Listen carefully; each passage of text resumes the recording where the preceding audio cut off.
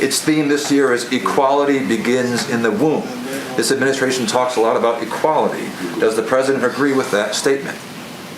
The president believes in a woman's right to choose. I think you're very familiar with his position on this issue. Go ahead. Manhattan District Attorney has ordered prosecutors to stop seeking prison sentences for certain crimes, including resisting arrest.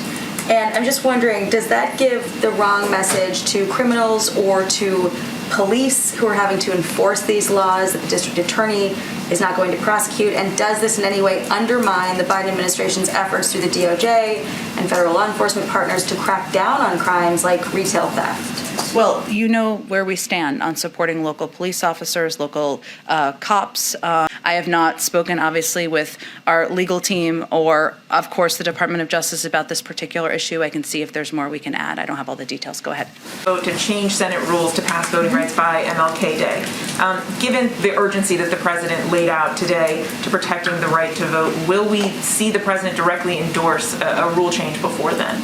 Well, the president will speak next Tuesday, as you know, and he said right before Christmas that if that is a change that needs to happen, that he would support that. But I'll have. And we should make no mistake, this nuclear option is ultimately an example of the arrogance of power. It is a fundamental power grab by the majority party, in which he said he was open for Senate rule changes to the filibuster. You pointing that out, are you indicating that he will be bringing up the filibuster and Senate rules during this speech on Tuesday?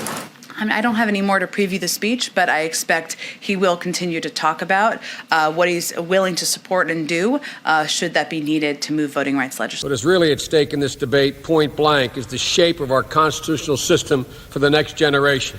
And the nuclear option is a twofer. It excises independence from our courts and at the same time emasculates the Senate. Put simply, the nuclear option would transform the Senate from the so-called cooling saucer our founding fathers talked about to cool the passions of the day to a pure majoritarian body like a parliament. We've heard a lot in recent weeks about the rights of the majority and obstructionism, but the Senate is not meant to be a place of pure majoritarianism. Is majority rule what you really want? As we speak right now, 350,000 kids, school kids in Chicago, remain out of school. Most are black, Hispanic, and are poor. This administration has called for equity in education. So who does the Biden administration blame for failing these young kids? Well, first of all, the president has been very clear. He wants these schools to be open, including in Chicago. So he would like to see schools open. He believes that not having them open, as you've touched on, impacts the mental health of children. We've seen that. We know that learning gaps is something that we are seriously at risk of at this point in time, and that's why we'll continue to call for schools to open. Will he get directly involved at a certain point? How many days have to go by before he jumps in?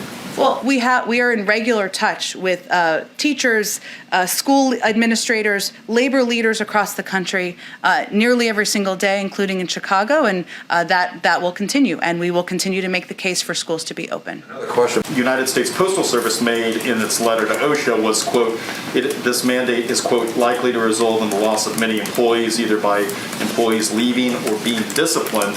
Do those concerns, demonstrate why this mandate could be problematic for many businesses out there? Well, we know that more than 60% of businesses, on their own accord, have. Our objective here is to not punish, but to protect people, to save more lives, to make. The president characterized the January 6th attack as an armed insurrection, and of course he blamed former President Trump for inciting the insurrection.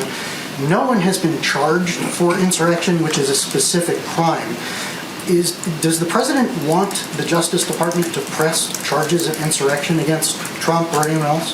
The president wants the Justice Department and the Attorney General to act independently, as the Attorney General demanded when he accepted the job, and as the president expected and demanded from any Attorney General he was going to select. So, you can leave the decision-making to the Justice Department and the Attorney General, but he did characterize the attack today as a specific kind of crime. That is his view. He was not making a judgment about or a direction of what the Justice Department should do or how they should behave or act, and I don't think that the Justice Department or the Attorney General sees that he did either.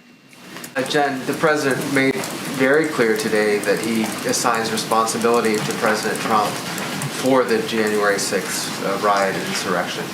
He didn't really talk, though, about what consequences he thinks the president, the former president, I should say, should face.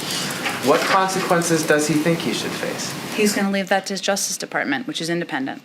And the January 6th committee, does he have any expectation or hope or desire for what they may or may not do with regard to the former president? We are going to continue to work to support their efforts, to support the important work that committee is doing, but he's not going to prejudge the outcome of that committee either. Vice President Harris, in her remarks today, compared January 6th to Pearl Harbor and 9/11. Can you elaborate on what the thinking was behind that comparison? She's faced some criticism, especially in conservative circles, for that. For those who are being critics of the vice president's remarks, I think instead of focusing on or analyzing comparisons of moments in history, I would suggest that they be a part of solving the threat to democracy that occurs today, that is happening today. And they are using this as an excuse not to be a part of that. Point of the former president, he did respond to President Biden's speech, and he called it, quote, political theater. What is your response? Well, it looks like he saw the speech. I guess that's good news. Maybe he learned something about what it looks like to meet the moment in the country. You do have this pushback from the former president and from some of his supporters, and polls show that there are still a number of Republicans who believe that the election was stolen from the former president. Does President Biden feel as though he's done enough to unify the country? And what more does he need to do, given the sharp divides that we still see on display today? Well, I would say, Kristen, that I don't think calling this the events of today a partisan issue or suggesting that we have reached a partisan point is doing justice to the tens of millions of Republicans, independents, and others out there who don't feel that way.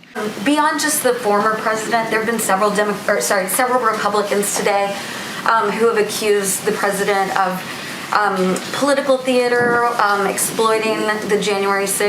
What his feeling was, if he's seen the response to his speech and how he feels like it went over. Well, I would first say we didn't talk about the desperate comments of many Republicans suggesting that we didn't talk much about attempts to distract by some Republicans in Congress. Recent announcements of House Democrats deciding not to run for re-election, it's now over 24. I'm curious what the president's thinking is on that, how much he's involved in the discussions of how to kind of counter that, keeping control of the House. Any Democrat out there in the House, they all run every 2 years, right? They will be out there talking about what they have done to rebuild roads and rails and bridges across the country to restore. A handful of Republicans will be able to do that too, but not many. And they will be able to talk about how we are fighting for and hopefully will have passed efforts to put in place universal pre-K, efforts to cut the cost of childcare, elder care.